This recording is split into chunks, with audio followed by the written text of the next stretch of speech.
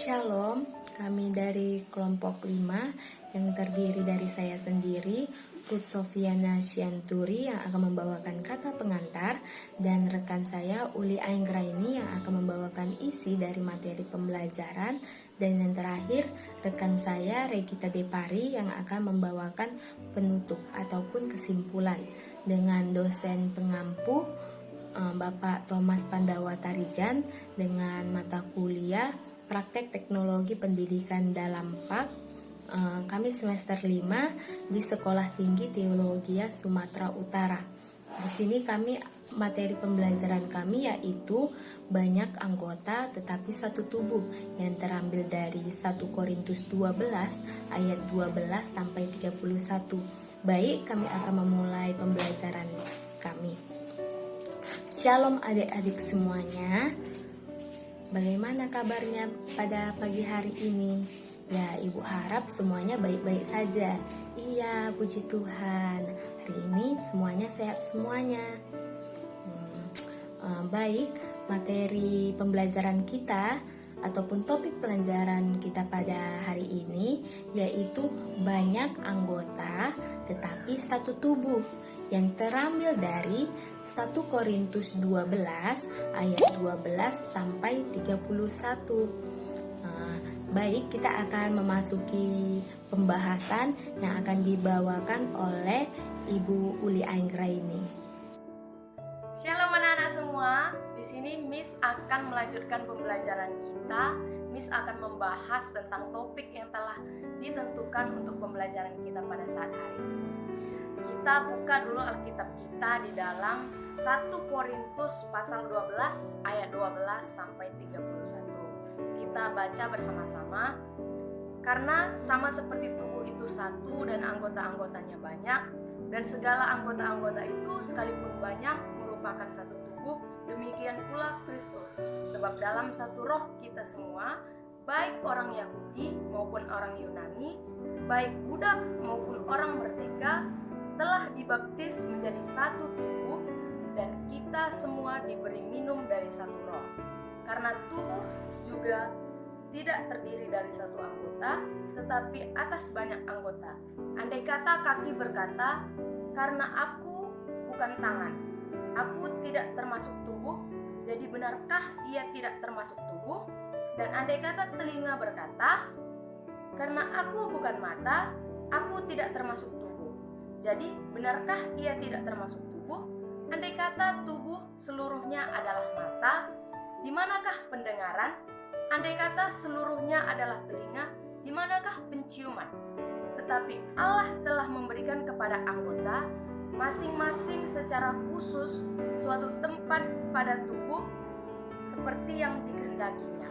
Andai kata semuanya adalah satu anggota, di manakah tubuh?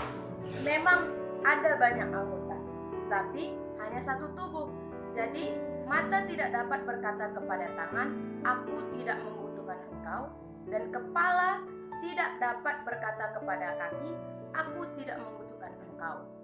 Malahan justru anggota-anggota tubuh yang nampaknya paling lemah yang paling dibutuhkan, dan kepada anggota-anggota tubuh yang menurut pemandangan kita kurang terhormat, kita berikan penghormatan khusus. Dan terhadap anggota-anggota kita yang tidak elok, kita berikan perhatian khusus.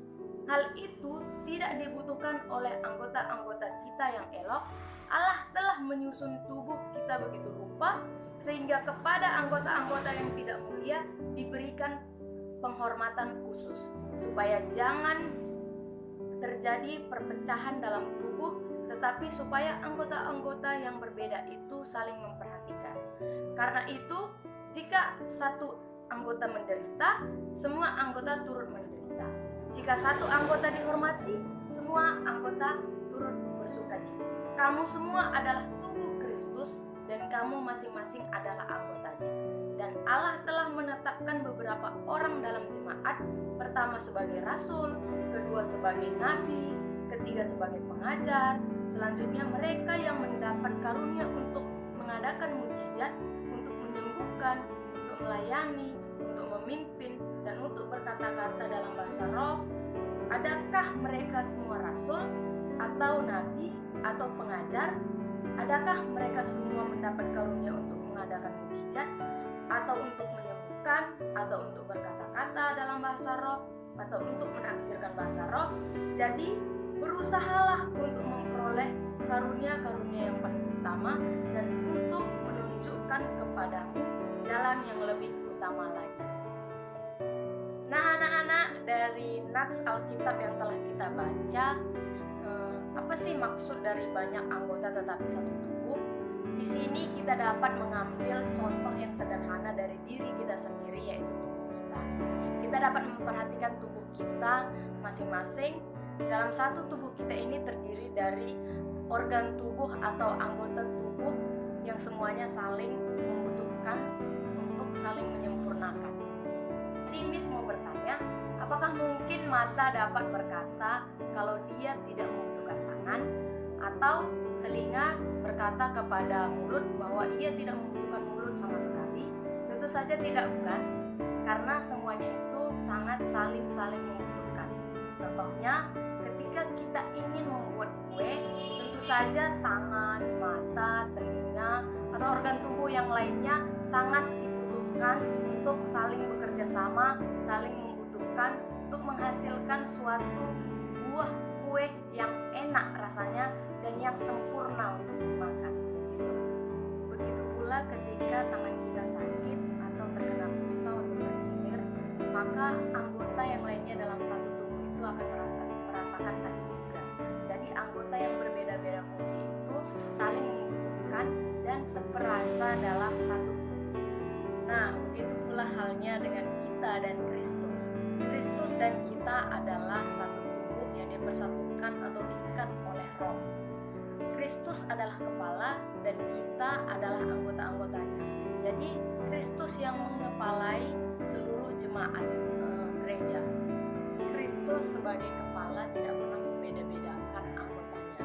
Jika kita lihat atau telaah dari nats yang telah kita baca tadi, tidak ada salah satu anggota yang dipuji-pujikan karena ia lebih memiliki fungsi yang besar. Tetapi anggota yang satu dengan anggota yang lainnya yang diikat dalam Roh menjadi satu tubuh saling membutuhkan. Tidak ada yang dibeda-bedakan. Anggota yang satu dengan yang lainnya harus saling memperhatikan, bukan malah membuat perpecahan. Setiap anggota harus saling bekerja sama dan menerapkan atau melakukan karunia yang ada padanya untuk membangun tubuh Kristus. Jadi dari penjelasan yang telah kita bahas barusan, kesimpulan yang dapat kita ambil, walaupun banyak anggota yang berbeda-beda fungsi dan kegunaan, tapi ingatlah kita anak-anak Tuhan diikat oleh Roh menjadi satu tubuh dalam Yesus Kristus. Ketika kita memiliki karunia yang diberikan Tuhan kepada kita, maka kita harus mempergunakan itu untuk membangun anggota tubuh Kristus yang lainnya, bukan malah bermegah atas karunia yang telah kita miliki.